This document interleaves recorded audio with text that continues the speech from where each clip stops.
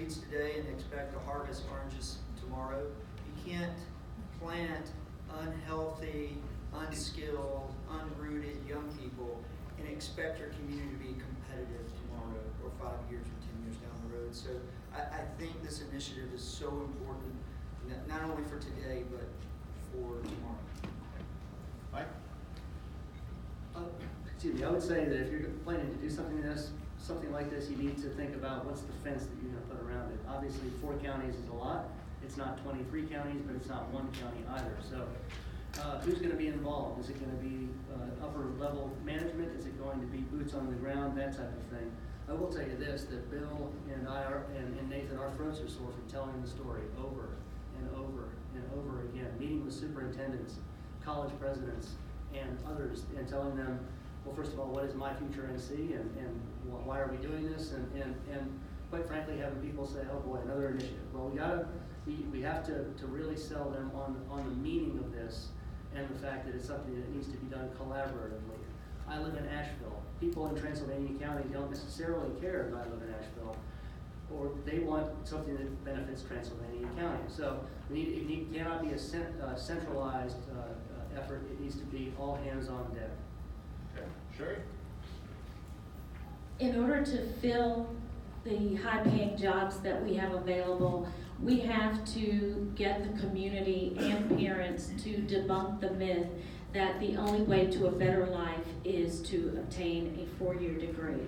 There are many opportunities out there that do not require a 4-year degree. Dr. Leatherwood. I just want to say, so I grew up in western North Carolina and thought at one point that I wanted to leave, but guess what? I'm still there. And my professional career has been in community college and higher education, and I've seen initiatives come and I've seen them go.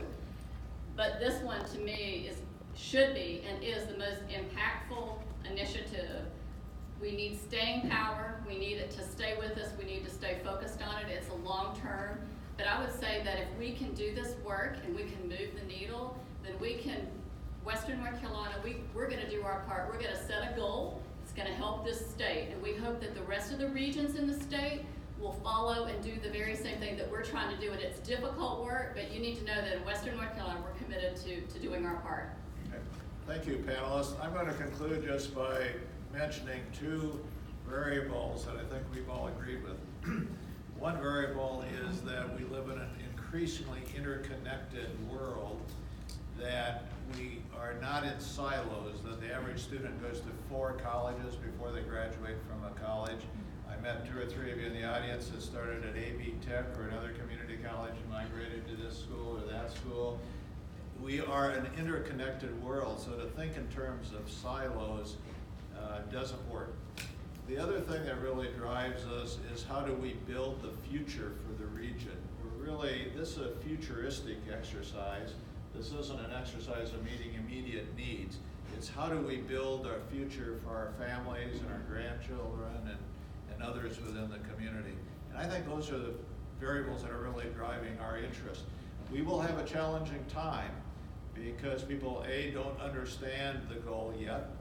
B, it is a little complex in the sense of exactly how does it fit what we need. We met with a group of economic development officers the other day, and you can see this quizzical look on their face, like, okay, how does this affect my life?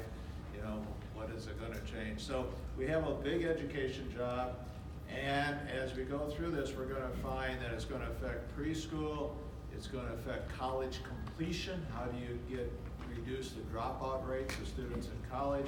How do you change advising of students within the college? How do you increase the data that's available for students to make good career choices?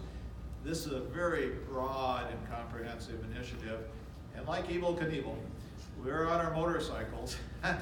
We'll see what happens. And if the team crashes, I'm just the moderator. If the team succeeds, it wouldn't have been possible without the moderator. So thank you all for being here.